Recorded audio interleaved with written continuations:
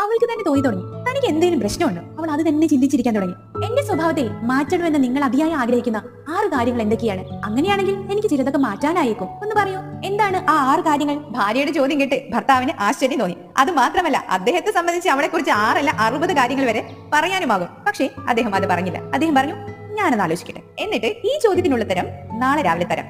അവളുടെ സമാധാനം നഷ്ടപ്പെട്ടു. എന്നാലും തന്നെ കുറിച്ച് പറയാൻ പോകുന്ന പരാതികൾ എന്തായിരിക്കും? അങ്ങനെ ചിന്തിച്ച് എപ്പോഴോ ഉറങ്ങിപ്പോയി.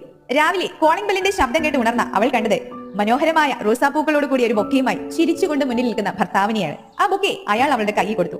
അതിൽ ഒരു കുറിപ്പുമുണ്ടായിരുന്നു. അവൾ അതെടുത്ത് വായിച്ചു. ഞാൻ നിന്നെ ഒരുപാട് സ്നേഹിക്കുന്നു. ഈ ലോകത്തിൽ മറ്റെന്തിനേക്കാളും വിലപ്പെട്ടത് എനിക്ക് നീ തന്നെയാണ്. നീയായിട്ട് തന്നെ ഇരിക്കുക. എനിക്ക് വേണ്ടി നിന്റെ സ്വഭാവത്തിൽ ഒരു മാറ്റവും വരുത്തേണ്ടതില്ല. നിന്നെ നീയായിട്ട് തന്നെ ഞാൻ സ്നേഹിക്കുന്നുണ്ട്. ഇത് വായിച്ചതും ഭാര്യയുടെ കണ്ണിൽ നിന്ന് കണ്ണുനീർ ഇറ്റിറ്റ് വീണു. ഭർത്താവ് നോക്കിയപ്പോൾ ഭാര്യയുടെ മുഖം സന്തോഷത്താലും സ്നേഹത്താലും ജ്വലിച്ചിരുന്നു. ഈ ലോകത്തിൽ എല്ലാവരും വ്യത്യസ്തരാണ്. അവരെങ്ങനെയാണോ